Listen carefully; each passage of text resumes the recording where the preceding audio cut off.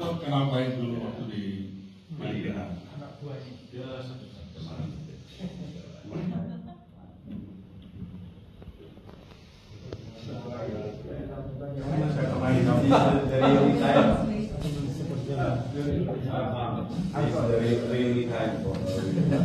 saya temani supaya mengerti kan. Oke, silakan.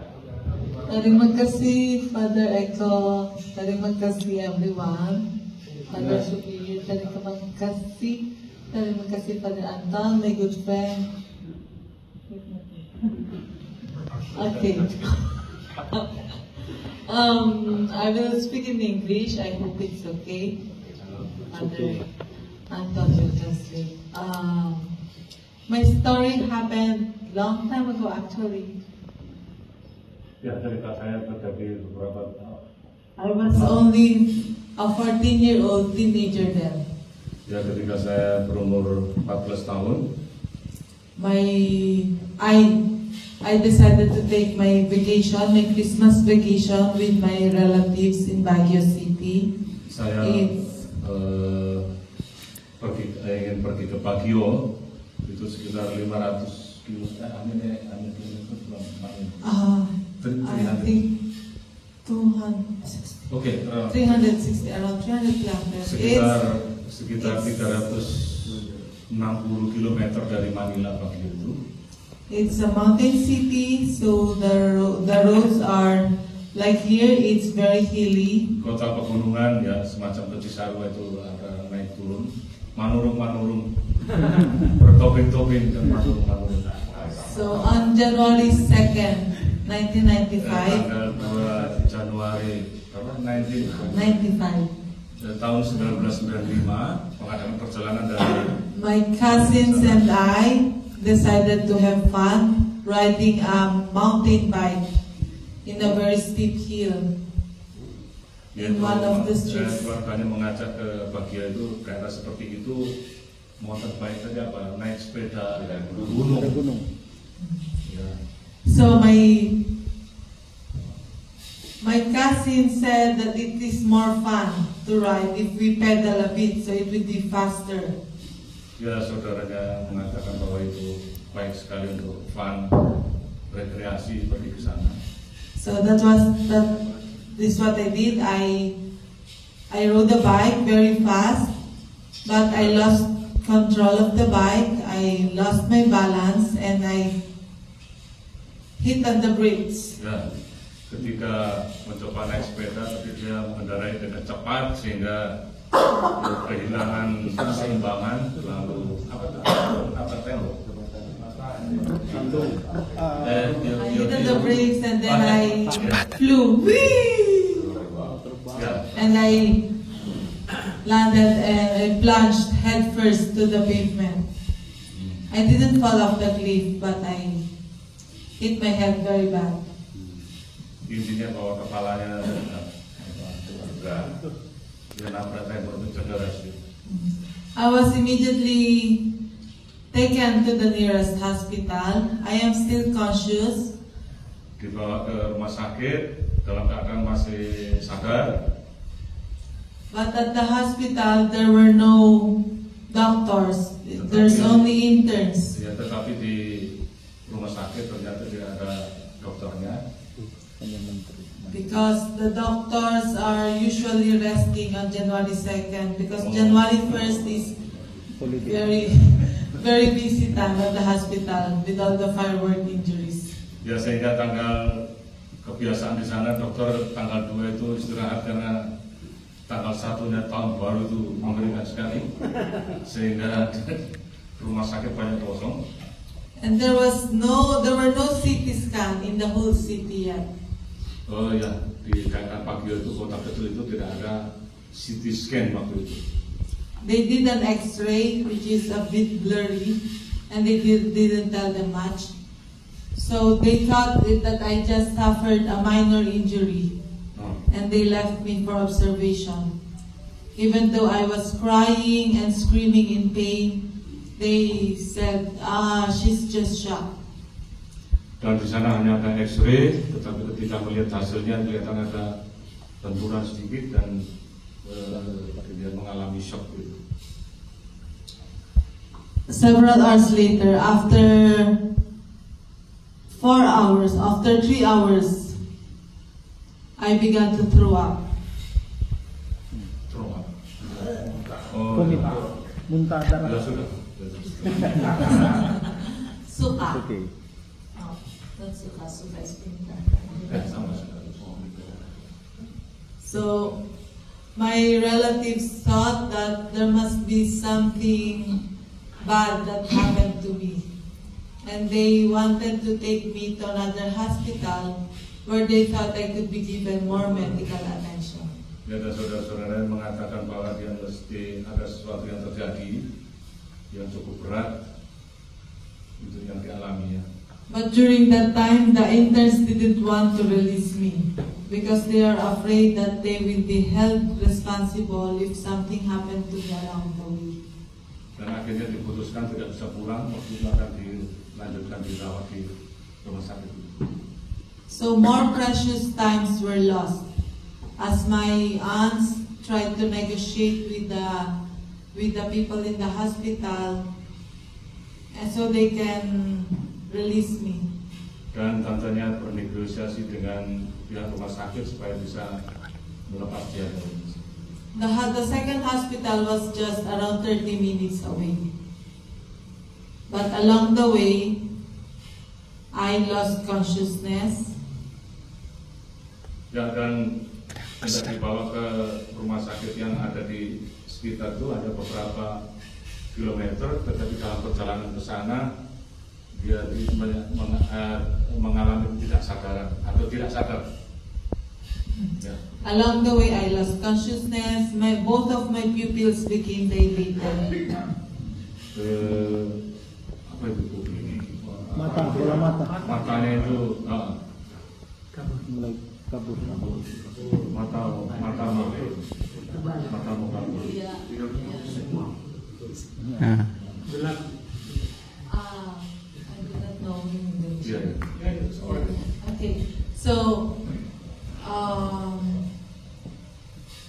and I started to lose consciousness. Dan dia tidak sadar diri. Upon arrival at the second hospital, my nail beds are already bluish. Di rumah sakit kedua, My body is already cold and becoming stiff. pada saya menjadi dingin dan kaku, And my heart is no longer beating on its own. dan jantung tidak bergerak lagi, tidak berdenyut. So no more heartbeat. The doctors didn't want to accept me at the second hospital, implying that it is already too late and that they cannot do anything more for me. Ya, dokter mengatakan bahwa tidak bisa mengadakan tindakan medis lebih lanjut. So my aunts didn't know what to do, Dan tantenya tidak tahu apa yang harus dibuatnya, and they called my grandmother. dan mereka memanggil telepon neneknya. My grandmother was very close with the Pink Sisters. Nenek saya, My grandma. ya, Nana itu. Neneknya itu sangat dekat dengan suster Abdi Roh Kudus. Pink Sister. Pink Sisters. Yeah. Even in 1980s, when she was having family problems. Bahkan 1980. 1980s. Wah, belajar lagi.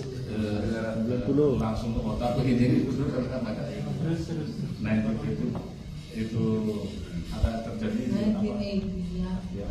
When she was having some family problems, she used to go to the Pink Sisters to Kalau ask for ada their prayers. problem keluarga, biasa mereka datang ke Pink Sister. And through them, she learned about the last miracle that is needed by then Blessed Arnold Johnson to become a Melalui saint. mereka, keluarganya Pamela itu belajar banyak tentang mujizat-mujizat yang terjadi sewaktu Bapak Arnold masih hidup. In fact, during that time, she was imploring Blessed Arnold to grant her that miracle for family healing, so that her family might be full again. Okay, so when my grandmother learned about what happened to me, her first advice to her daughter was to go to the Pink Sisters and ask them for their prayers.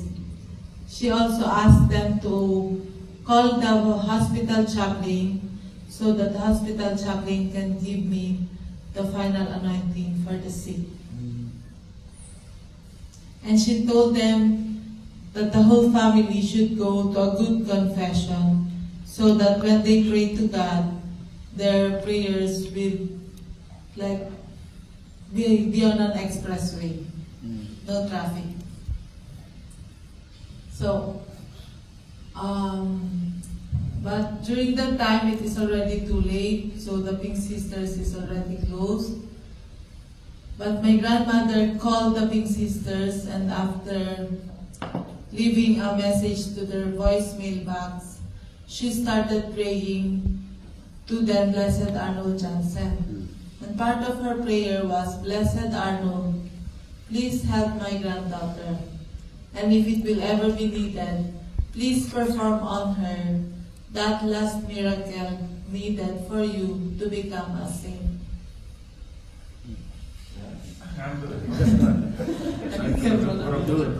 Don lagi Don. Sengaja karena saya sudah mengerti daripada.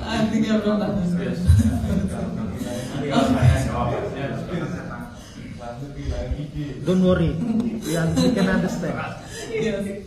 So, in fact, just like a child, she even chided Blessed Arnold Johnson. She told him, "Oh, Blessed Arnold, this is your chance now to become a saint. But you need to start working. Work. You need to work."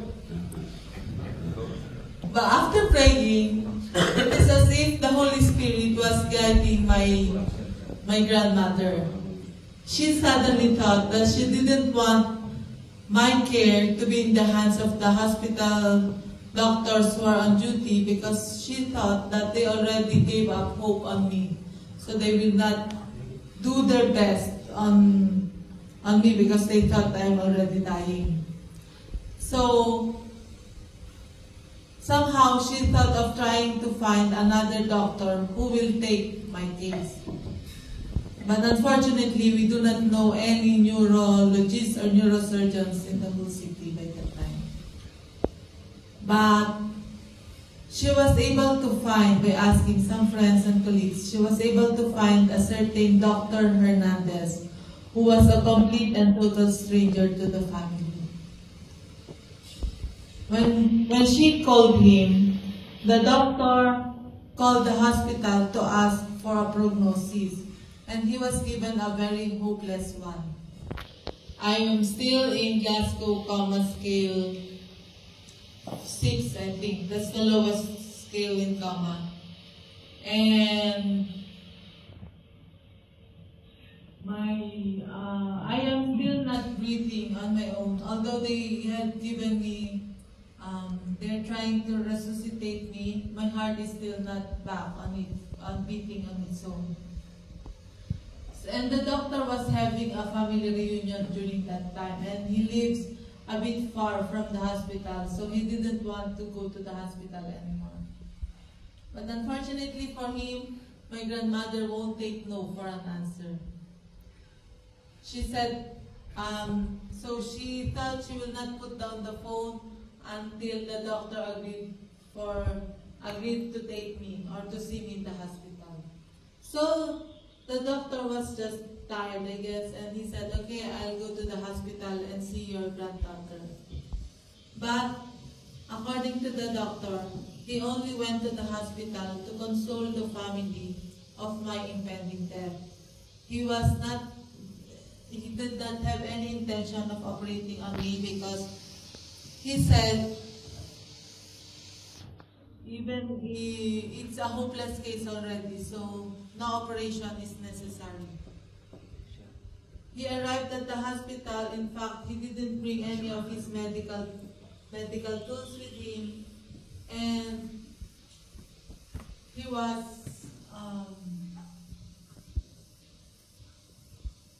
even only wearing shorts and just rode his motorbike to the hospital. It was just like, I think he said to his family that I'll be back very soon. But my aunts were given instructions by their mother never to let the doctor go until the doctor do something on Pamela.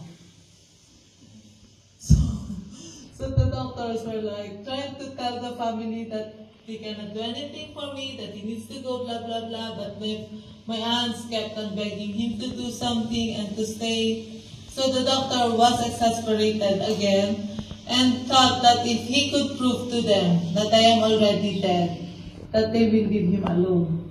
So he applied a painful stimulus on my sternum, expecting that I will no longer respond, because his line of thought was that I was already dead. He applied a painful stimulus on my sternum, but I did a very slight reflex reaction. It was just a very slight reflex reaction, but the doctor saw a very slight glimmer of hope that I might still be alive.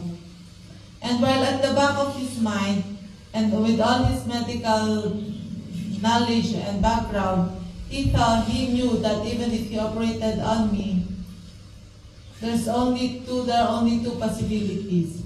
Either I will be vegetable or I will die. Only two possibilities. But then again, there was this this is according to his testimony, there was this huge hand that seemed to push him to operate on me, and he cannot do anything about it. So even though he is the doctor himself, he is the one who will beggar me to the operating room. He said he completely forgot all about the hospital protocols. The forms that he needed to sign. He forgot that he didn't have blood, that all his advanced medical tools are at home. He didn't have a CT scan. In fact, he has nothing. But he just went ahead. But he remembered to ask for an anesthesiologist. Thanks God. So when there was just the two of us in the operating room, and he was waiting for the anesthesiologist to arrive, 5 minutes passed, no anesthesiologist. 10 minutes passed, no anesthesiologist.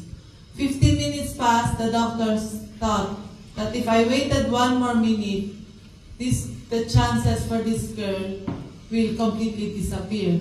So he decided that even without anesthesia, he will start drilling on my skull. He's drilling, of course. And again, he felt guided because I had my bigger wound here on the left side, but somehow he started drilling on the right side of my skull. And when asked by the investigators from Rome why he did that, he said he didn't know himself. But when he opened the skull, he immediately saw the problem. It was a huge blood clot, 3 inches thick, the volume of with a volume of 12 ounces or 350 ml. You can just imagine that huge lump of blood lodged on my brain. And since our brain is like jelly, my brain was pushed at the back. And I was brain dead. And that is the reason why the brain is not giving impulse for my heart to beat. So even though I survived the operation, the doctors were just negative on my chances of survival. They just said, she will either die soon, or if ever,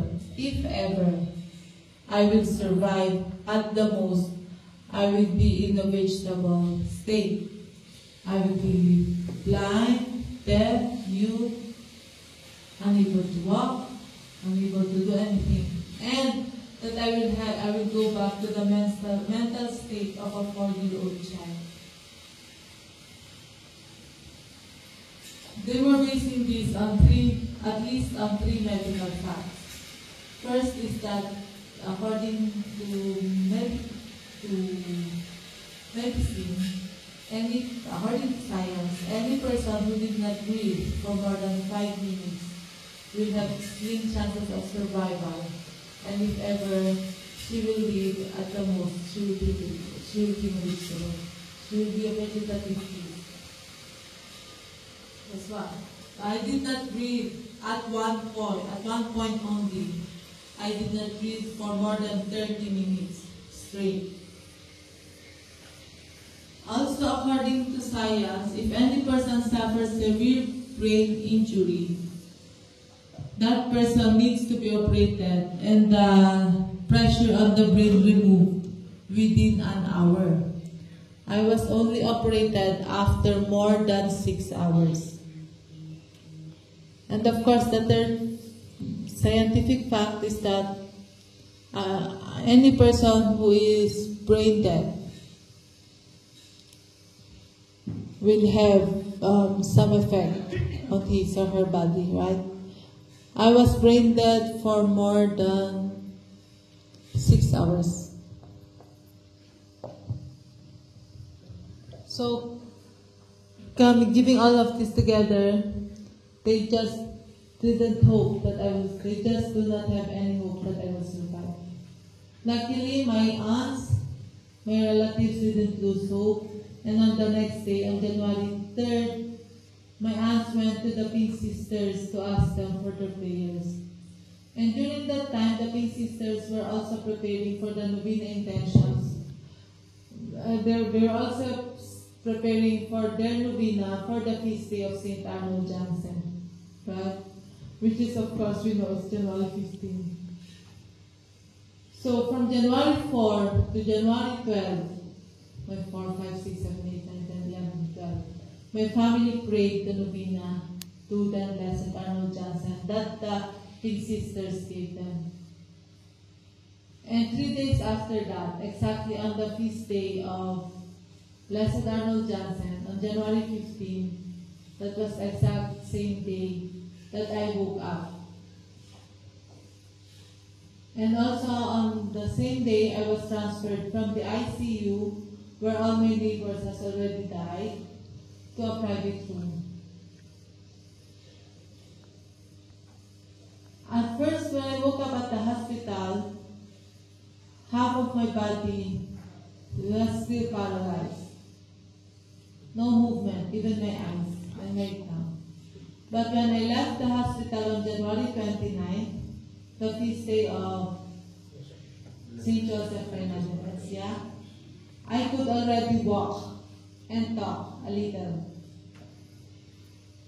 So, my case was submitted to Rome by the Pink Sisters, who couldn't believe at first that I was the one that they're talking with, because they thought I died also. And then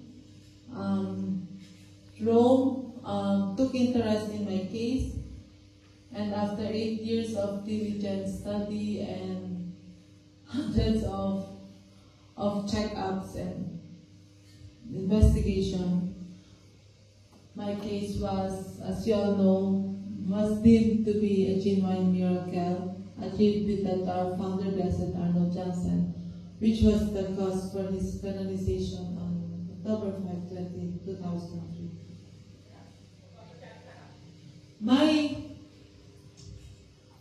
As for any teenager who is undergoing an adolescent period in his life, the accident was not a welcome part of my life. And I considered it as the darkest and the what's it called, the darkest and just the most tumultuous part of my life, that I felt lonely, I felt alone, I felt confused, I felt abandoned. I thought, even though I believe in God, even though I believe that God is merciful, I had bad feelings about God. In fact, I felt so bad that I even asked God if He exists. And if He existed, then why me? You know, I thought that I was doing pretty good in my life. I was on top of my class. I tried to be a good daughter, a good friend. I go to church every Sunday. I try to be a good person, but why me? I have a lot of wonderful dreams ahead. People look up at me and they think that and a lot of people thought that I will go very far in life. And then all of a sudden, everything's gone with just that accident. It was very hard for me. And yet, in those loneliest, darkest moments of my life, that is when I felt that God is truly and really alive. I began to appreciate the little things that He done, that God does in our lives, that a lot of people would say just coincidences. Sometimes I would feel very low. I would look up and I will see a very nice billboard that says God loves you or something. And it would give me that necessary amount of strength to carry on to another day. Or sometimes I would feel like giving up, but then a new friend or someone that I just met will say something nice to me that will make me forget that I don't want to live anymore. Right now, we are in a world where depression is very high. And I must say that I went through all those things too. And without God prodding me to go further, to take one step each day, I don't think I will ever go too far. It took some time, but then I realized that really God has a purpose in everything that is happening in our lives. Imagine that darkest, that most hated moment of my life would propel me to be here right now in front of you. And it is true what they say, if God closes a door, He opens a window. For me, He opened the gate. Because lots of wonderful blessings came pouring in. Blessings that I know that on my own accord, on my own strength, I could not be able to accomplish or do. I know I did not remind you all to believe in miracles because I know you should believe in miracles. Right? And I know probably my story might not have a big impact on you, but I implore you that even though your job as a missionary can be so tough sometimes, to just open your eyes and know that God is lending 1,000 hands to help you through. Just like He did to me, of course. And that your mission, your call, your vocation as a priest is a real gift to other people. I can remember so many times that I felt so lost, that I will go to confession and the priest will just give me the right words that I needed to hear at that moment. Or even if I just go to church and hear the homily, and and feel that the whole homily is talking to myself, is talking to me directly.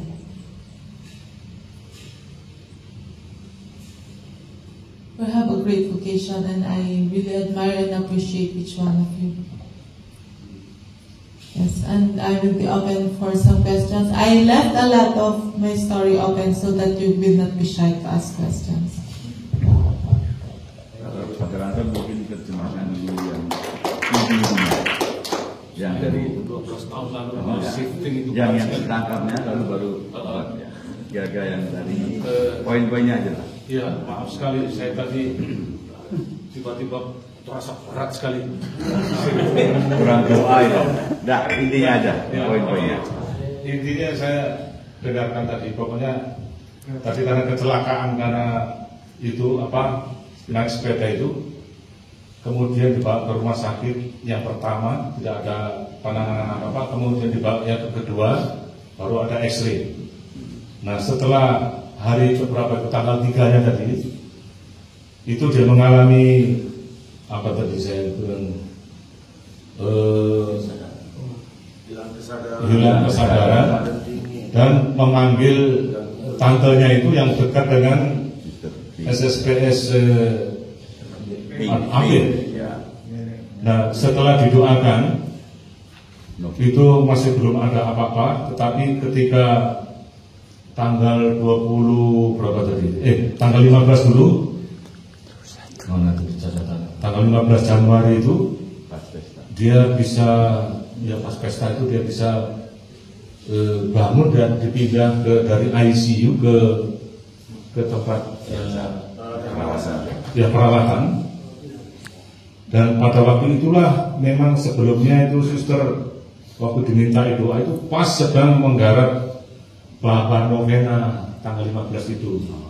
Kemudian sampai di sana sampai tanggal 29 itu pas pesta Yosef Renegemes dia baru bisa mengalami itu tadi dikatakan bisa berbicara dan berjalan, tetapi masih belum bisa sempurna.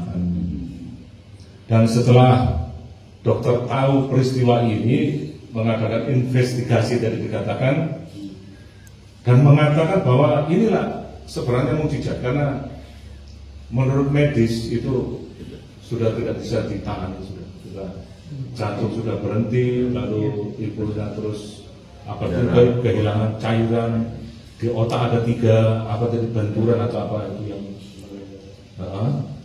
nah yang penting dari pengalamannya dia setelah sembuh itu dia mulai bertanya, dia mengalami dari kesepian, perasaan ditinggalkan, confused, itu bingung, menderita, lalu mengalami kegelapan, juga termasuk memikirkan biaya tadi dikatakan siapa yang bayar. Itu kalau saya sendiri mengalami itu jadi berat juga, ya apa namanya itu biaya untuk orang sakit itu. Nah kemudian dia katakan dalam keadaan itulah saya mengalami sedikit pencerahan, dan walaupun saya bertanya siapakah Tuhan itu, sebenarnya saya juga sempat mempertanyakan siapa Tuhan, dan dia merasakan sesuatu yang sangat berat, ya. Apakah diri Tuhan itu ada atau tidak. Tetapi dia ketika berusaha bertanya begitu, Tuhan tetap memberi kekuatan.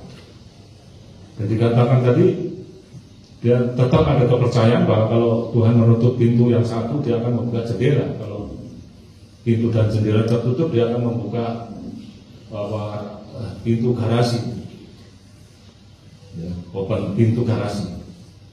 Nah ceritanya ini sharingnya dia yang terakhir ini tadi, bahwa dia bersharing itu belum tentu mengena di hati kita semua untuk para imam dan bruder, tetapi dia berpesan ingatlah bahwa Tuhan itu sangat menghargai pertama panggilan kita tadi, ya, apa tadi ya Tuhan mempunyai 1000 tangan untuk melakukan kehendaknya di dalam diri kita semua panitia. Jadi our vocation is panggilan kita menjadi misionaris SPD adalah betul-betul suatu karunia dari Tuhan. Ya, jadi juga ada sedikit tambahan tadi itu betapa pentingnya doa tadi. Persis seperti yang dikomunikasikan oleh Benny tadi, betapa jadi doa memang betul mempunyai suatu kuasa. Pertanyaannya sekarang gini, secara kronologi tadi memang belum jelas di benak saya. Sejak kejadian didoakan, lalu kemudian menjadi proses untuk testimoni itu kira-kira prosesnya seperti apa? Kan tadi dinyatakan dokter ini mujizat, tapi kan pernyataan dokter yang ketika investigasi dari pihak gereja itu mungkin sedikit pengalaman. Itu tambahan itu belum sampai situ. Ceritanya hanya kelihatan ceritanya hanya sampai apa? Makanya saya tanya sekarang biar dilanjutkan kalau disampaikan. Pertanyaannya adalah bagaimana PAM ini menghadapi setelah tadi kan gelap ya pengalaman, tapi kan kemudian habis itu kan harus jadi bukti-bukti untuk anunciasi, kan harus ada investigasi dari gereja. Bagaimana dia menghadapi proses anunciasi itu? Iya.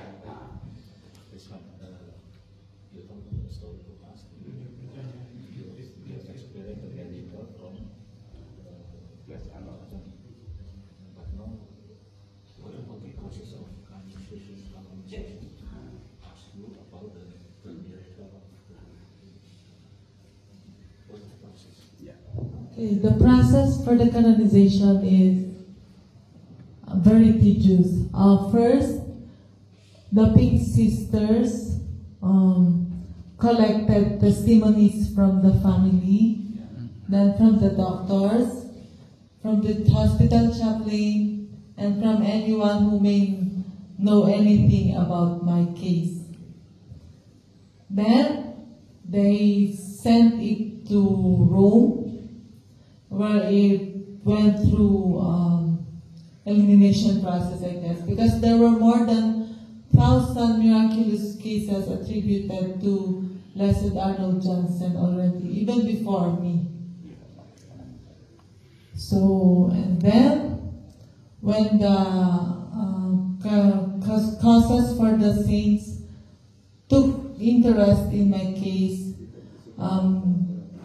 the General Aid assigned a secretariat for the case here in the Philippines who will work.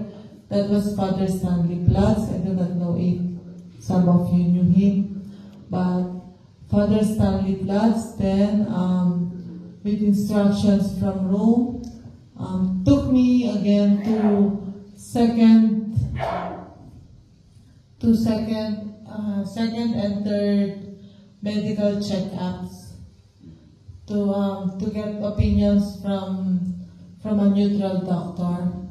Then we had this translated to Italian and then sent back to Rome. And then the Rome, after a while, they asked for more testimonies. So the Pink Sisters and Father Stan also had it and recorded it, and then the Rome asked for the diocesan inquiry. So now we worked with the Bishop of Baguio, the city where I was studying during that time. So, and then they had like a judicial, the process, the diocesan dicastery process or something, where there were priests who acted as lawyers, one as defense, another as prosecution, and the bishop acted as judge, and they had some witnesses to give their testimonies also. So they talked to my mom, the doctors, the chaplain, the nurses, whoever. And then after that, it got translated again to Italian, and then it was sent back to Rome. And then in Rome, after a long time, it had to go through the medical inquiry, and then to the theologian inquiry, and then to the cardinal, and then it had to go through the meeting of the cardinals before be sent to the Pope for the final approval. Yes, and I think in my case, it was 7 out of 0 who agreed that I had a miracle. Yeah. For you yourself, Pam, your experience when you face of the priest or the bishop, kan ini ya, dia ditanya ulang-ulang. Maksudnya saya mau tanya dia perasaannya gimana? How you feeling? Actually, I can say, okay, according to the one of the testimonies, my main doctor, Dr. Francisco Hernandez, also shared his testimony of what he experienced during the process, because he was involved, actively involved all throughout the process, and we were so blessed to have him. But for him, he said that he also faced so many challenges during that time. He faced so many intrigues at work. People were gossiping against him or talking bad behind his back, and he also came to the point of being depressed and disappointed and didn't want to participate anymore. It's like the devil was trying to prevent him. So with my family, for me personally, I had my own demons to battle with during the entire process. As I shared earlier, the incident was not very welcome for me because, I thought the incident took away all my friends, all my dreams, all my capabilities, all my abilities, and, I don't want to be a nobody. And it's very hard, especially when you're going through high school or you're going through college. You have all these tasks at work, and there are so many things that you wanted to do, but then you couldn't. Yes, and I think it's just the faith and hope that pushed me through. To answer your question. Semua ceritanya tadi bisa memahami semua. Prosesnya betapa berat, seperti penggelaran orang kudus itu prosesnya mulai dari bawah, seperti pemilihan uskup itu sampai nanti prosesnya memang berapa tahap, 7 atau 8 tahap itu berat sekali. Ya, lancar. Langsung aja. Pertanyaan saya seperti ini. Memang dalam keadaan tidak sadar, tapi roh kita kan hidup. Jiwa kita kan hidup.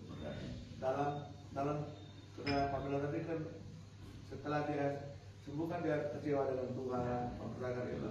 Pertanyaan saya, dalam keadaan tidak sadar, apakah ada semacam perjumpaan rohani dengan Tuhan itu sendiri? Gitu.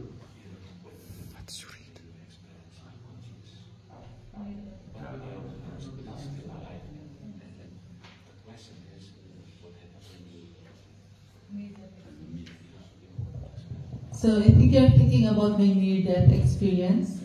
Ya, oke. Arahnya gitu terus. Hah? Pengalaman kematian itu. Dalam biasanya begini. When Ada cerita orang, misalnya Dominikus yang orang timur yang dibunuh lehernya putus itu. Oh ya. Itu kan dalam keadaan itu dia bertemu dengan Tuhan. Oleh karena itu, ketika dia sembuh kembali, dia begitu suka cita, tidak kecewa dengan Tuhan. Gitu. Did experience. Yes. Okay. Okay. Luckily, I didn't see myself my soul. Like usually, right? They say that their soul left the body and they can see. Luckily, I didn't experience that because I'm so scared of ghosts. So. But prior to waking up, at coma, the only thing that I could remember is that I was sleeping. It was the most beautiful and peaceful sleep that I had ever experienced. It's so good. And I knew that I was sleeping because I feel like I was dreaming. Like there were flashes, maybe voices or something that I couldn't really understand. But there was this one dream prior to waking up that I remember. Prior to waking up, I remember dreaming about little children, not little, well, children about my age, I guess, who came and wanted to play with me. So we played, we had a great time, we talked a lot, and then they told me they have this, do you know the show Flying House? The cartoon series, Flying House, when the flying house can go back in time to Jesus' time. But so they said that, so that is why I know that it's a dream, because the kids said that they have a flying house, that they live in a house that could bring me back to whatever place and time that I wanted to revisit in my life. And of course, being someone who is intellectual, I really do not believe in that. So I said, okay, if that is true, then I wanted to see what I want. I wanted to see my mom, I wanted to see my friends, I wanted to see my teacher, blah, blah, blah. And so we did that. We went through, and then it's as if I saw what my mom was doing and what my friends were doing, what my teachers were doing. I saw it, and then, so I had a great idea. I told the children that I wanted to see my crush, my high school crush. And the children told me, actually, we think the house has overheated, so it needs to rest for a while. So the children told me to, because they're also tired, that we need to rest for a while. And then when we wake up, then we can continue our travel again. So I slept. So this time I was sleeping within my sleep, which makes the sleeping deeper and more peaceful. It felt for me that I was in a deep, dark tunnel. Because it's the kind of sleep that even if there's a bomb that goes off on your side, you wouldn't wake up.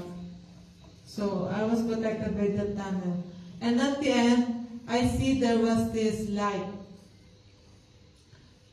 But because I always sleep without lights on, and when I see light on the horizon, I knew that it's time already to wake up, that it is already morning.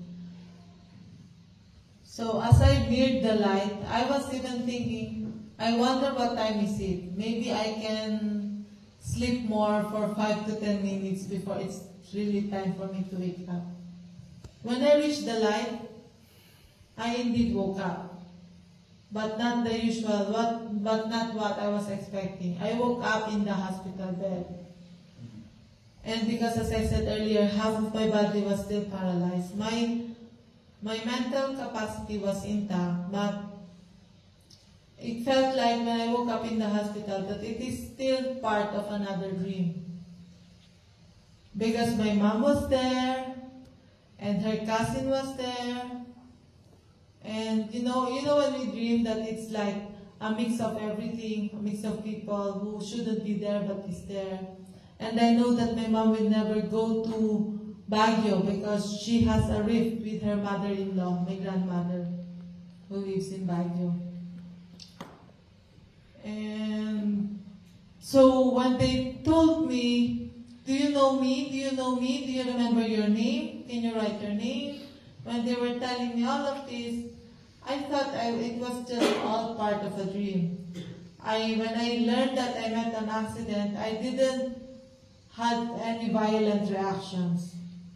When I found out that my hair was shaved, I didn't have any violent reactions because I thought I was just dreaming.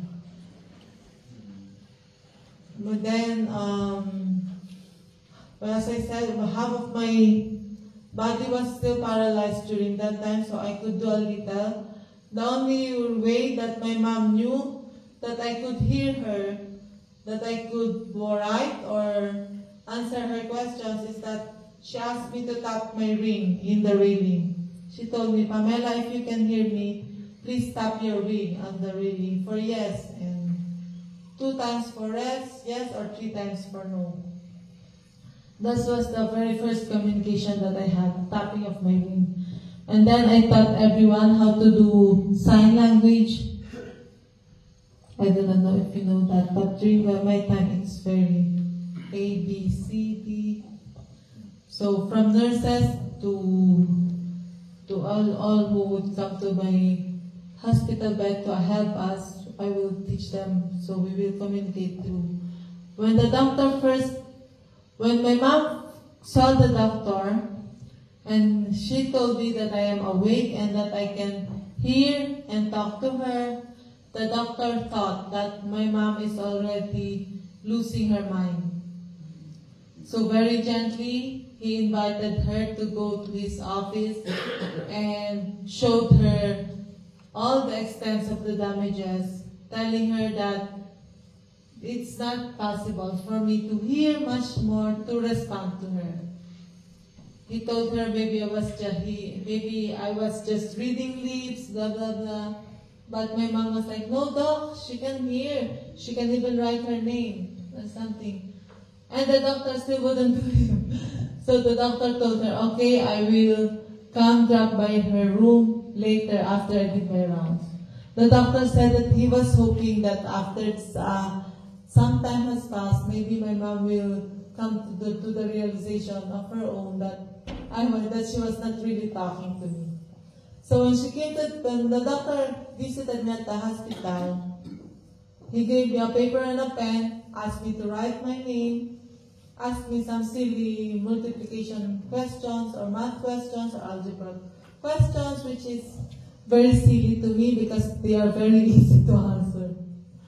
But when the doctor realized that I was not reading lips, that I was thinking coherently, and that my age even smartly, his first words were, "This is really a miracle." And I think my first convert is the doctor.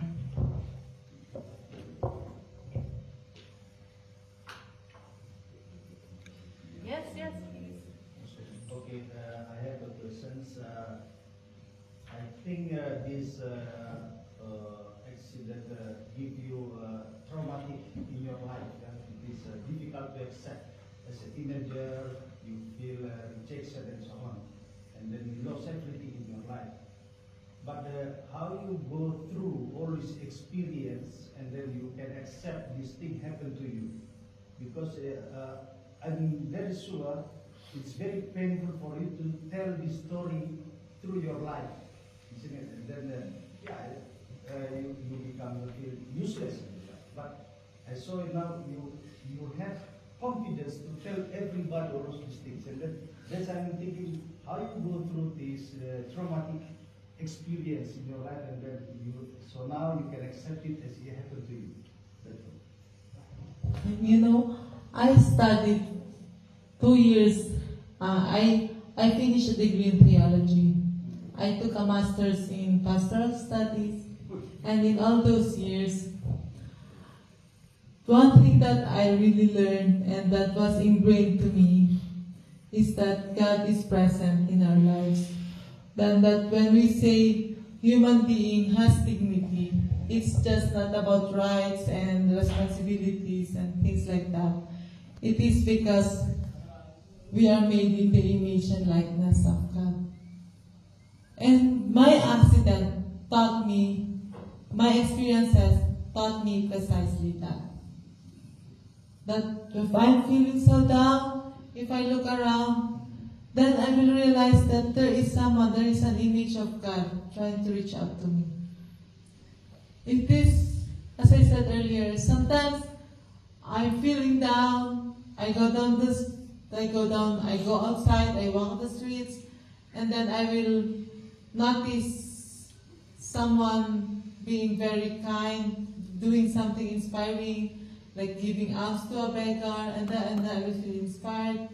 Or someone will bump into me and say something nice to me, which makes me somehow feel that God is alive and that God is present and that God loves me. One of the things that I realized my maybe my primary duty on this earth is to help make people aware that God is present in their lives, and what we only need to do is to appreciate it. Because miracles, I believe miracles happen every day. The mere fact that we are all together here today, it's a miracle already. The mere fact that Brother Sandy was able to drive us safely to this beautiful place is already a miracle for me. But going through life day by day and appreciating that God is present in our lives, I think that is what pushed me through, and that is what's happening. Also, before, during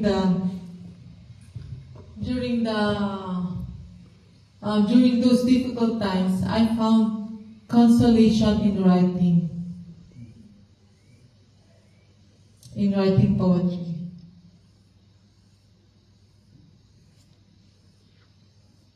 Yes. Thank you. Any more questions? Did I answer your question? Ya, Anton. Saya membayangkan dalam proses beatifikasi tentu ada banyak pertanyaan macam-macam, dan membayangkan seperti seorang lumpuh yang orang buta yang disembuhkan oleh Yesus, ya, karena harus mempertanggungjawabkan kesembuhannya itu melalui proses tanya jawab dengan kaum Farisi dan sebagainya. Saya terkesan dengan penyembuhan yang orang buta ini, bahwa dia menjawabnya juga secara sarkastis, ya. Apakah mereka juga tanya terus menerus, mengapa bagaimana saya disembuhkan, apakah mereka mau menjadi pengikut Yesus juga dan sebagainya. Apakah prosesnya dalam investigasi atau penyelidikan untuk kesembuhan ini juga mengalami proses seperti itu, dan apakah Saudari Pamela juga mengalami ada kesalahan atau sukacita karena bisa mempertanggungjawabkan kesembuhanmu?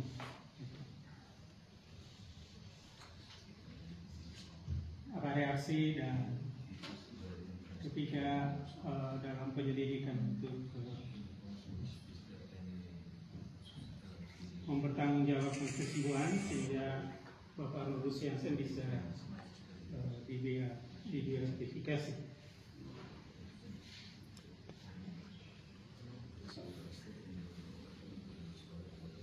Mungkin intinya reaksinya ketika kesal juga, karena itu prosesnya juga lama, ya, mungkin berulang kali,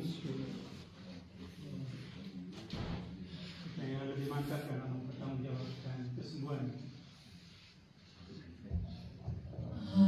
The process took 8 years, so it's very long.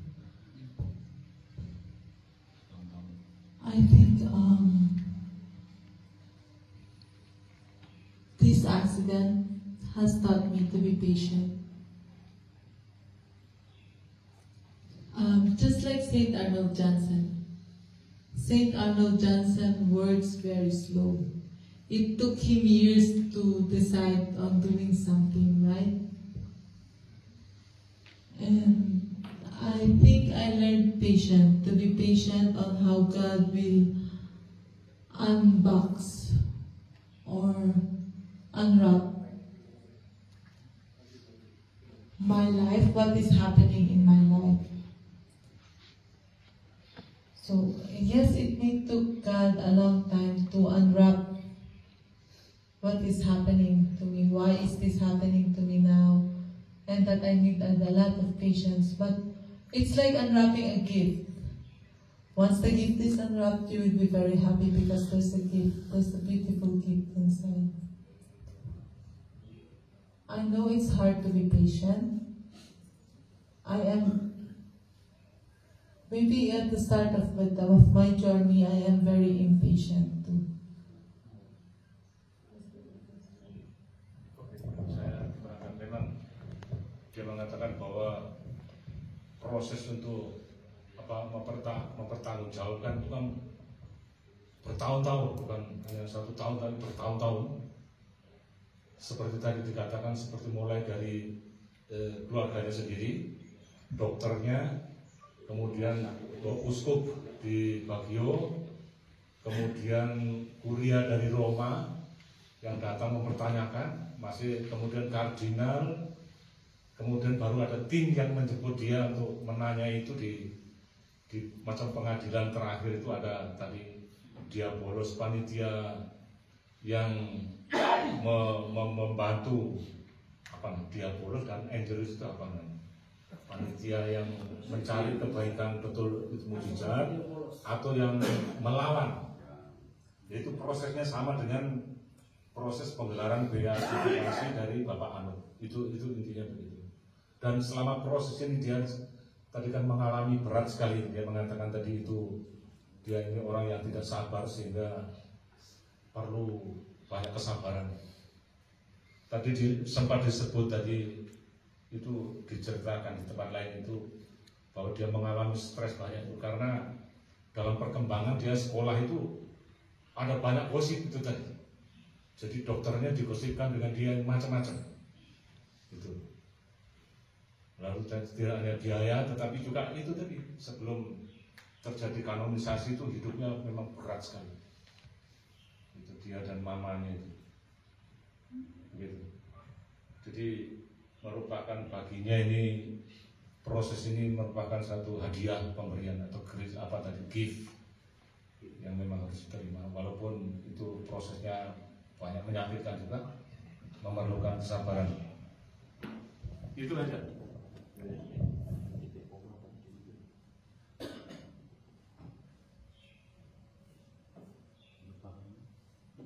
Terima kasih. Saya sendiri tanya ya. Jangan berkemauan dulu. Oh ya, Bang, saya tadi hampir mirip dengan apa yang ditanya oleh Pastor Gabriel. Saya itu memahami apa yang dikatakan oleh pembela bahwa dia mengalami mujizat dari Tuhan lewat perantaraan doa neneknya kepada suster-suster tim itu kepada Bapak Arnold Siansen. Dan Mrs. Pamela tidak mengalami langsung itu. Tidak mengalami langsung, tapi dia semacam akibat dari doa orang lain kepada Tuhan lewat Santo Arnold Siansen. Lalu akhirnya kemudian keluarganya ini menceritakan seluruh proses yang terjadi dalam proses mereka untuk perjuangan kesembuhan pembela ini kepada pembela sendiri. Lalu akhirnya membentuk satu kesadaran baru dari pembela sendiri bahwa ternyata ketika ia mengalami penderitaan begitu hebat, Tuhan ada bersama dia lewat doa neneknya pada suster itu pada Santo Arnold Siansen ini. Akhirnya terjadi mujizat. Dan apakah macam itu sungguh berpengaruh yang sangat kuat terhadap diri misi pembela ini sehingga dia bisa mewartakannya kepada orang lain bahwa Tuhan betul ada, Tuhan betul real dalam hidupnya. Jadi dia tidak hanya mengungkapkan tentang pengalaman orang lain terhadap apa yang dialami, tetapi dia mengungkapkan pada dirinya dari diri sendiri bahwa betul-betul real apa yang dia imani.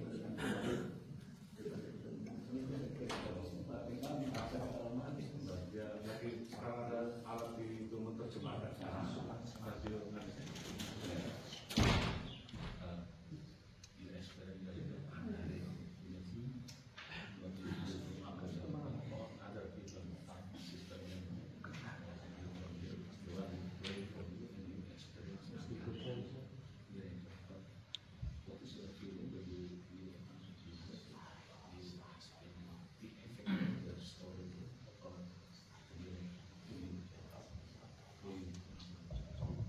I am actually very grateful, of course. I feel very blessed. I appreciate, actually, my miracle is just the, what do you call it? The tip of the iceberg.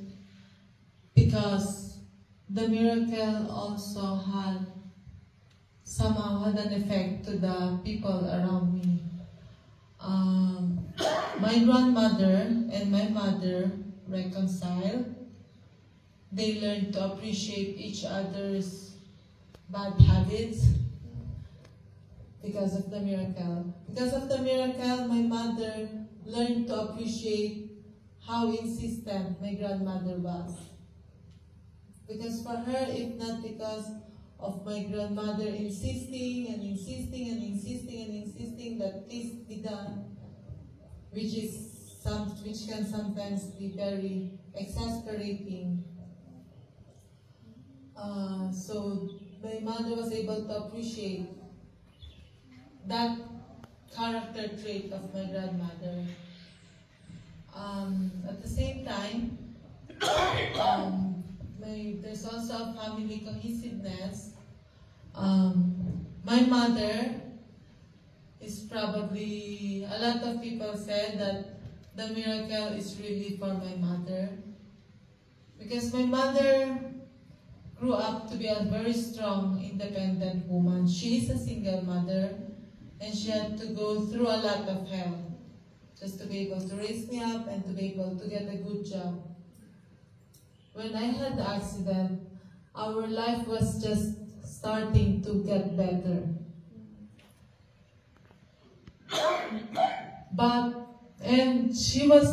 Since she was poor, she was the kind of woman who wanted to get rich. Money for her is everything and everything.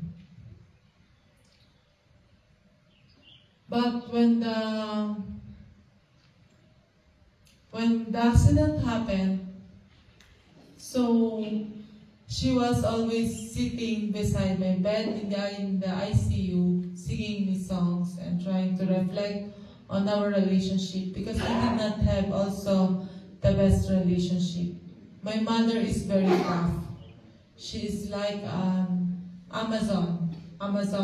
I do not know if you know that. Yeah. She's like an Amazon woman. She's very strong. If you did something wrong, push, push, push, push. Yeah. I grew up in that environment. So we really didn't have, although there were only the two of us in the family, we really didn't have that a lot of loving relationship. She was busy with work. She wanted to earn a lot of money. And during the time that she was praying by my bedside, our relationship, she said she saw like a screen on top of my head that shows her relationship with me. And she was just begging God to give her another chance to be a good mother. And somehow she heard a voice asking her, would you rather be rich or would you rather have your daughter? Yeah. And so her first answer was, and she thought about it because she wanted to be so rich too. She wanted to be rich. But then she realized, what good will all the money in the world do me if I do not have anyone to share it with? Then at the same time, because she was always bombarded by the concerns of the doctor about me dying so soon, she told God, if really that you intended to take my daughter so early, just please give me a few months, even just 6 months. Give me a few months for me to show her that I can also be a good mother. And I think this conversion, this act of conversion, and I think I really appreciate my mom because of that. You know, as an adolescent, we tend to neglect our parents, to take advantage of their presence in our lives. And when I learned that story, then I knew how much my mom really loves me. And I think it solidifies our bond together also as a family. I do not know if that answers your question. Bisa, bisa saya garis bawah sedikit. Ya memang betul, pertanyaan itu bagus sekali dia. Yang mengalami mujizat itu sebenarnya mamanya dia. Hadiah untuk mamanya, karena dia sakit kan. Dia mengatakan tadi, this is more for my mom. Pertama-tama itu mujizat ini dilihat oleh Pamela sebagai hadiah dari Tuhan untuk mamanya, karena mamanya itu di keluarga itu kan tadi dikatakan single mother, janda barangkali ya, dan dia hidupnya di kalian. Kalau kelai itu dia itu sundal atau mau jadi wanita sundal atau apakah menjadi lebih baik begitu. Dan yang ketiga, karakter mamanya itu ingin kaya, ya, seperti orang Filipina biasa itu. Seperti jor-joran itu, saingan itu. Nah, miracle-nya itu bahwa mamanya dengan neneknya itu bisa bersatu kembali, kan permusuhan sangat lama.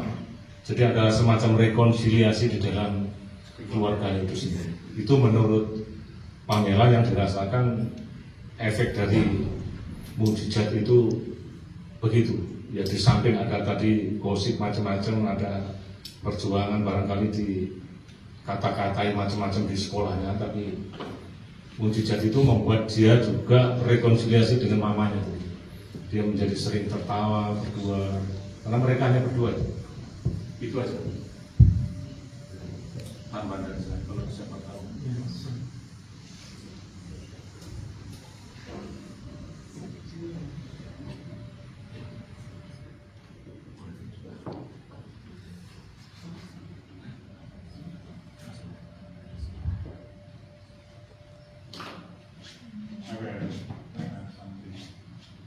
I think since you got this miracle of St. Arnold, you have been doing kind of witnessing to the people what your miraculous experience. Even you have interviewed in TV, TV station in Manila. My question is that, have you ever deal with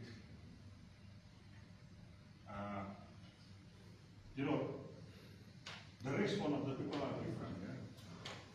Maybe some of them are grateful, some of them are cynical, or even they don't believe what you are telling to them. So my question is that how do you deal with this kind of response from the people? That always happens, but that doesn't. I don't let it dampen my spirit, my mission. It's like, for me, they're just like a cover that you put on the lamp. Even if you cover the lamp, the light will still go out. I tell my story even if people do not want to believe it, because I know that God will make a way for them to believe it and to suddenly realize that there's something, that God is telling them something through my story. It happened also in, like when I was teaching in college, I was doing this program that I created. It's called Gossiping the Gospel, to make the young people realize how much God loves them, and that how much God is really present in their lives. And I have this one cynical student who's always, whenever I tell something, whenever I share something of my story, she will be like looking for a way or doing some snide remarks. And during our sharing time, I was surprised when she raised her hands, and she told me that she really doubted, if my story will even do something for her or will make her realize something. And then she started telling the story about her mother, about how she did not have a good relationship with her mother, and then when she graduated from school, her mother, who was sick, even tried to go to her graduation, and she was crying so hard. In some ways, I think I let God do His part. As long as I did my part, I know that God will be the one in charge of the follow-up.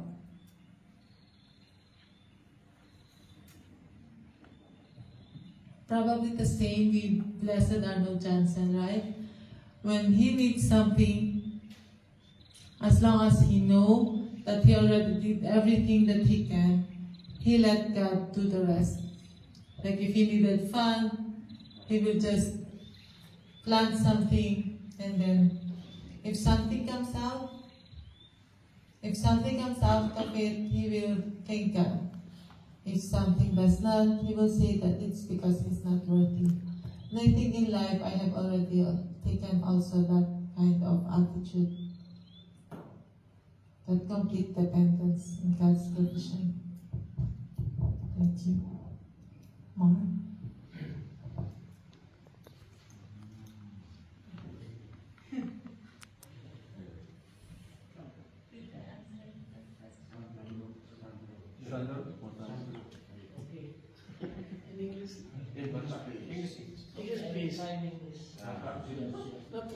First one, thank you very much for the inspiring sharing for us in this district. Because by your experience, have been healed by God, by the intercession of St. Arnold. I think that's the one requires for canonizations. And then my question is, how the impact of the intercessions of Saint Arnold in your life until now? The impact. For example, maybe you have a special relationship with Saint Arnold and in your share like that. Devotion and devotion. As I was trying to explain to Father earlier, I try to learn a lot from Blessed Arnold Janssen's life, and I try also to imbibe his values, his attitude, like dependence on God and being able to let go and not really trying to hold on to anything or to taking any merit for whatever he has done. And spiritually, I do pray the jewel as much as I can. I cannot pray it every 15 minutes.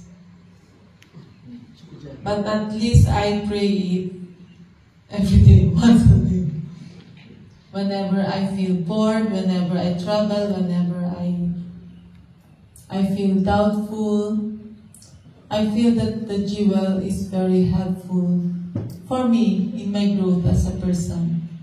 Because I learned to appreciate the real value of the jewel, especially on helping us grow and grow in the virtues of faith, hope, and love. Also humility and unity with the Holy Triune God. I also pray the motto quite often because it's so small.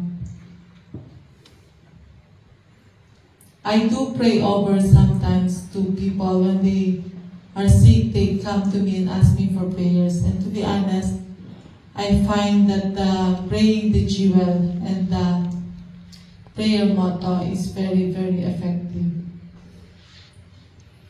I try to invoke the intercession of Saint Arnold Janssen as much as I can.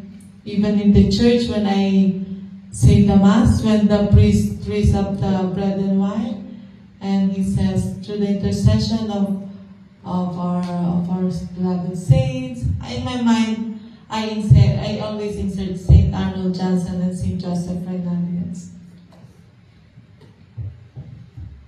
Thank you.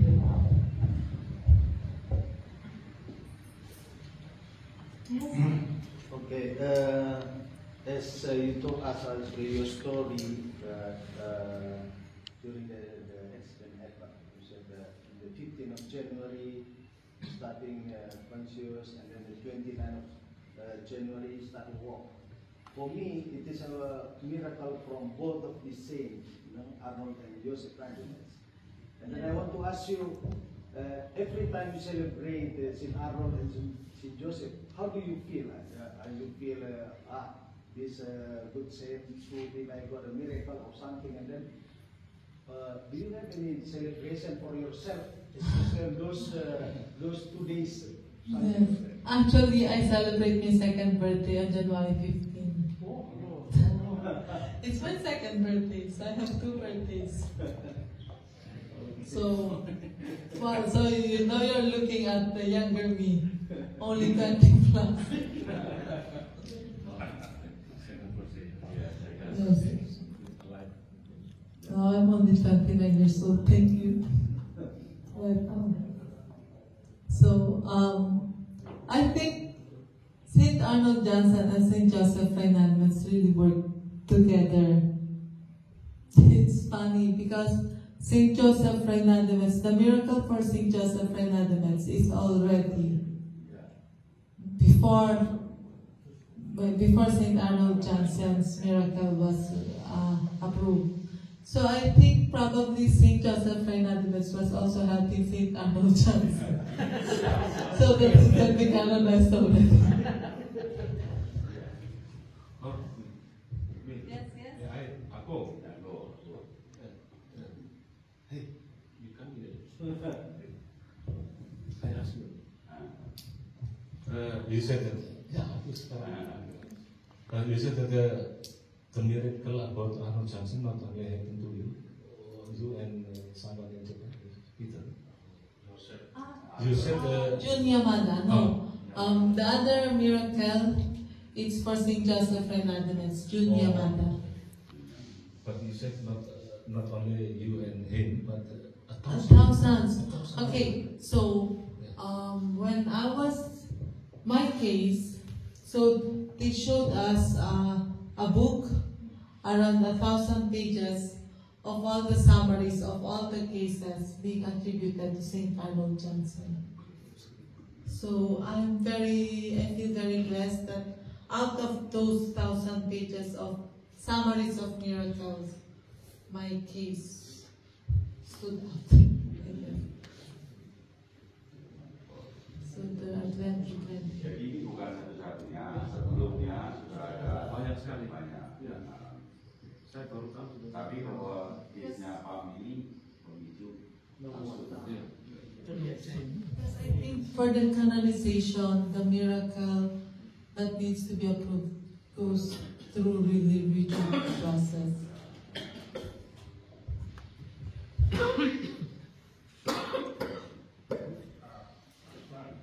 You know, when Yamaha, for Arnold's family, both of you are very precious gift from God. Yeah? Now my question is that, how is your relation with speaking as a speaker, or as a musician, right now? Because because of you, Arnold can say this.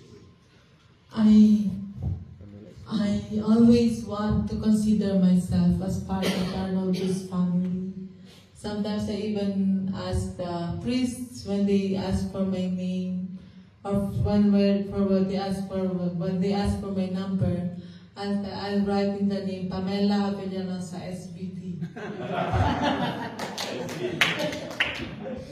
Right, so they won't forget. So I know you will need a lot of Pamela, but there's only one Pamela SVT.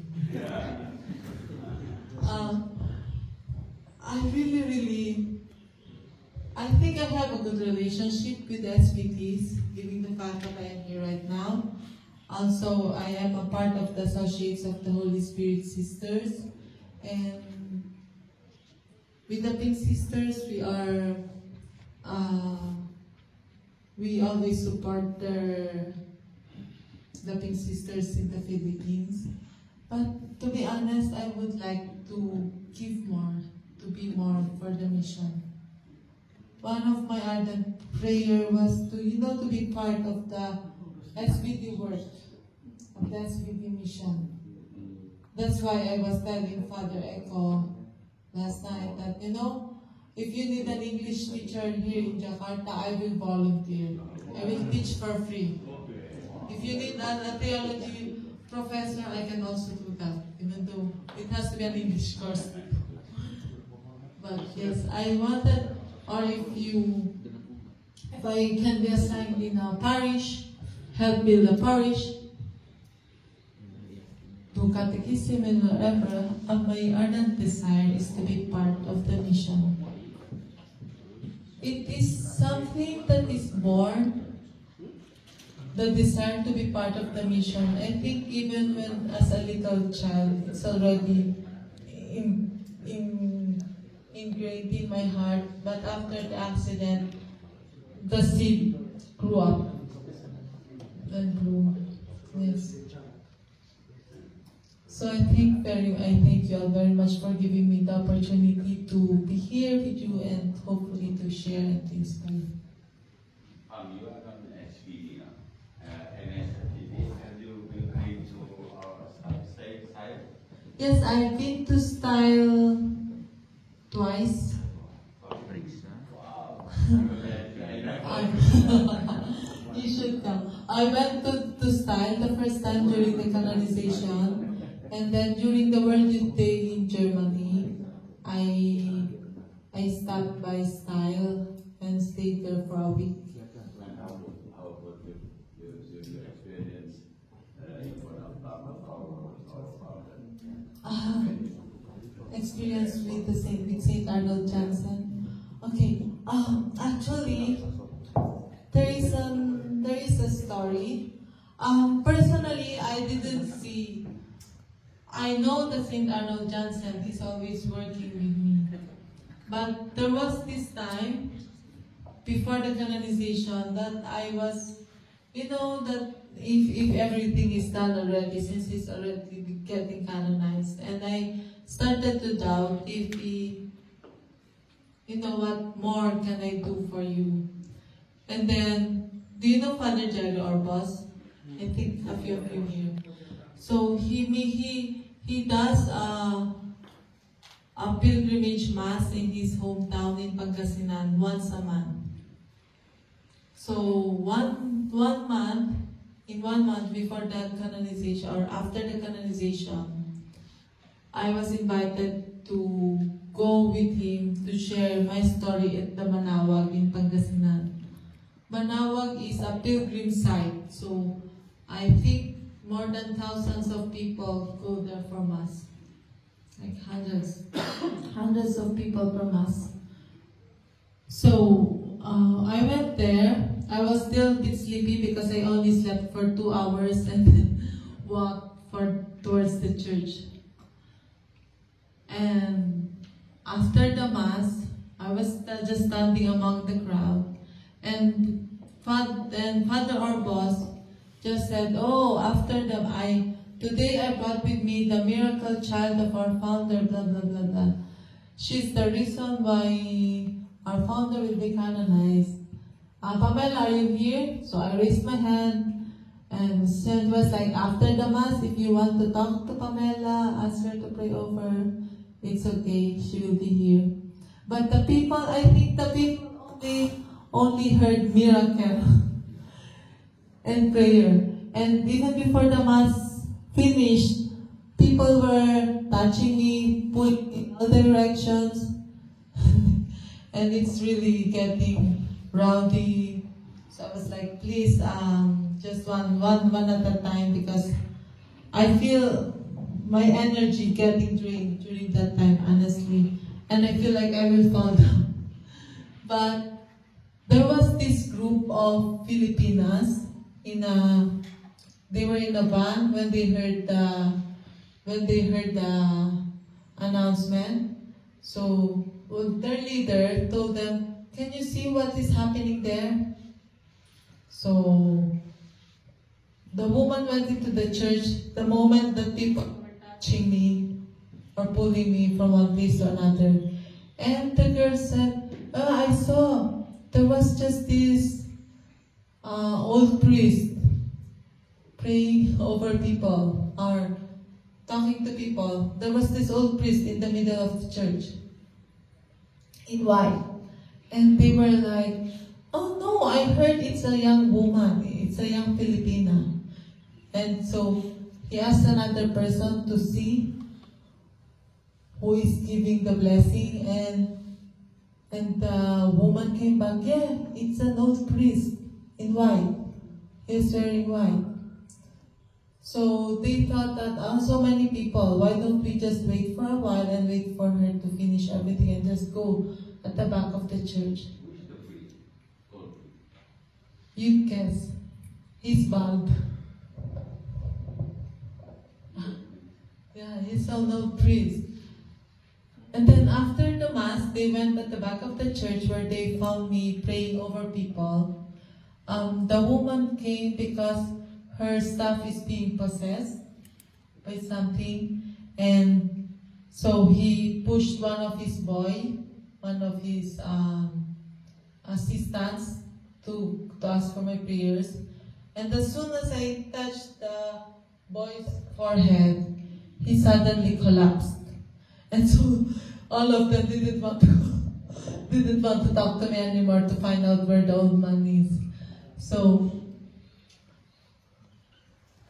after I prayed over the boy, and after the boy stood up again, they asked for my number, and they went to Christ the King, if you're familiar with Christ the King, to visit me there. So when they visited me at Christ the King, I took them around. And during that time, I still lived in the house where there's a stained glass picture of St. Arnold Janssen. I do not know if you remember that. It's the first house in Quezon City with a big stained picture of St. Arnold Janssen. And then I was just walking because I forgot my wallet in my room. And then suddenly they all stopped. And a couple of them started crying. And I thought something happened, something bad happened to them. And then they told me that was the old man that they saw in the church giving blessings. So it was also a moment of deep enlightenment for me. You know, I thought I'm here alone, and then I realized, no, I'm not here alone. St. Arnold Janssen brought me here, and St. Arnold Janssen is with me. Was that your question? Tambahan sedikit tadi, Our Lady of Manaoag itu disebut. Itu dalam perjalanan dari Manila ke Baguio, itu di tengah-tengah itu ada shrine, itu tempat ziarah Gua Maria. Itu yang terbesar menurut saya di Manila, itu di Filipina. Namanya Our Lady of Manaoag. Kalau di Indonesia ini saya sebut bisa kayak di pertama mana? Sendang Sononya Manila itu Our Lady of Manaoag. Dan dia ke sana itu diajak oleh Pater Jerry Orbos. Itu biasa Pater Jerry Orbos mengorbitkan orang itu begitu diajak kemana, disuruh cerita. Maka apa jadinya setelah cerita itu banyak orang itu tadi mulai menyentuh dia. Sampai ada orang kesurupan, itu ada misa kok yang mempersembahkan orang tua. Kadang-kadang ada misa tanpa imam. Macam orang tua menyelenggarakan misa, kadang tidak ada misa, orang kesurupan. Yang imam tadi dari siapa? Imam tua yang lihat orang, itu siapa?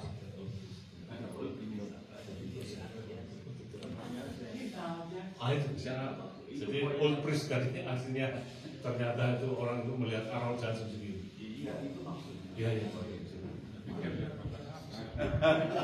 Kalau putih kok orang tua masih ada apa? I'm very young. I'm not an old priest. Atau seperti aku Sumarwan.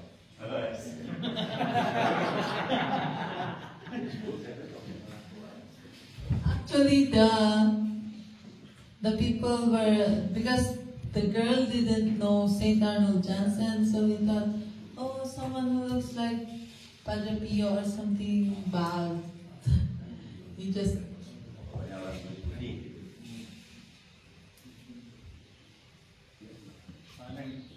I'm happy, after 20 years, St. Arnold being canonized, you don't feel as a forgotten child in our society. No? After 20 years of canonization, and you went to Rome, 2003, and up to now you don't feel as forgotten child in society, in our city. Well, to be honest, sometimes I do, but then again, St. Arnold, you call me. Like our father calling himself. No, like, when I wanted to go to Jakarta and visit SPG, I was given a lot of, like it's very discouraging news, disappointing news, like there's no SPDs in Jakarta, there are no SPD parishes, there are no, there's a house but you cannot stay there because only SPDs can stay there, no visitors allowed, blah blah blah. And you know, I don't know, and it's discouraging. In some way, I just wanted to, you know.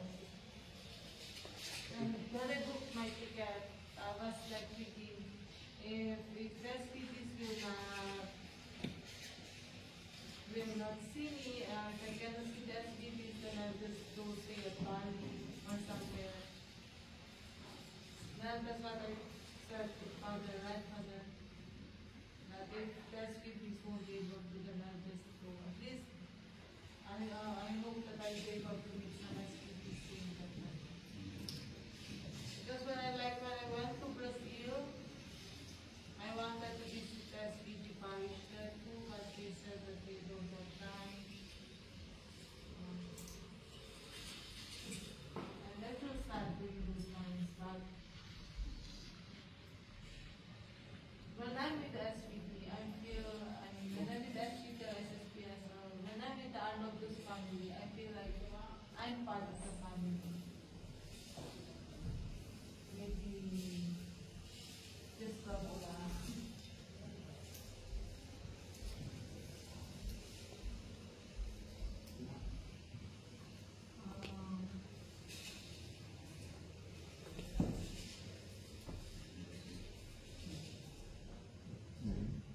No more?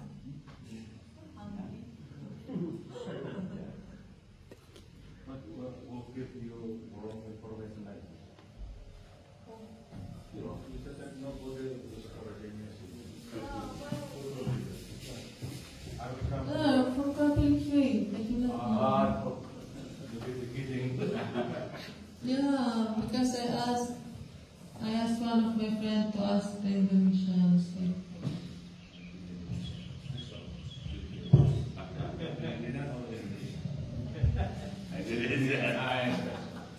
Or I think he was thinking, I do not know.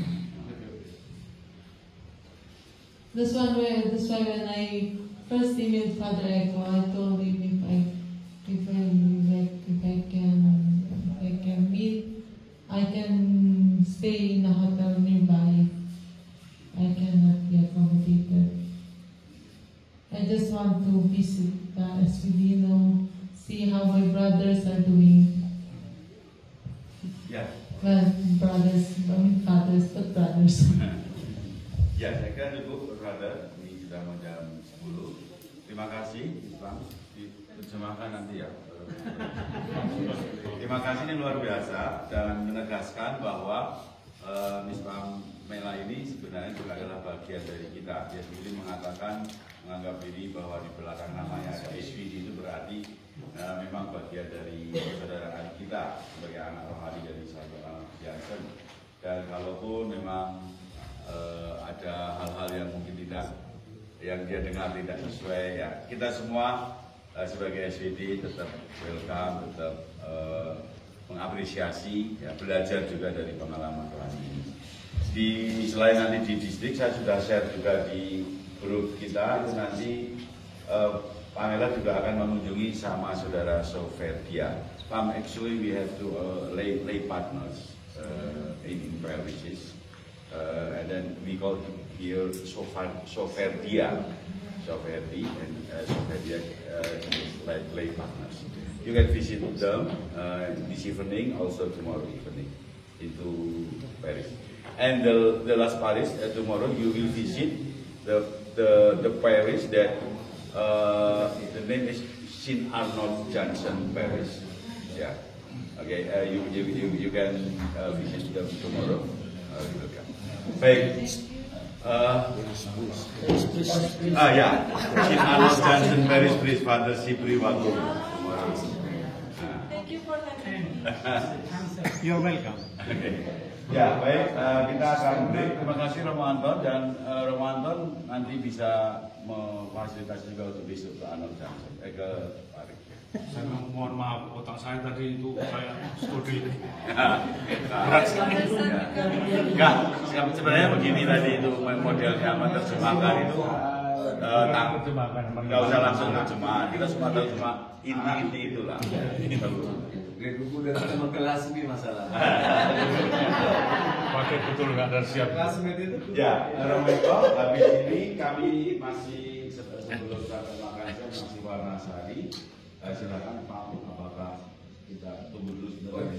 Terima kasih. Foto atau apa? Baik, sebelum ke ruang makan, kita mungkin bisa foto bersama. Oke. Ya. Mari brother. Sampai atur dulu matanya siapa dulu? Bero. Beda dulu. Kita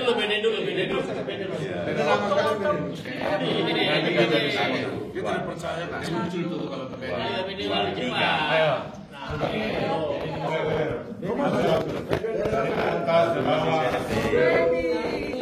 Ya, 1, 2, 3. Oke.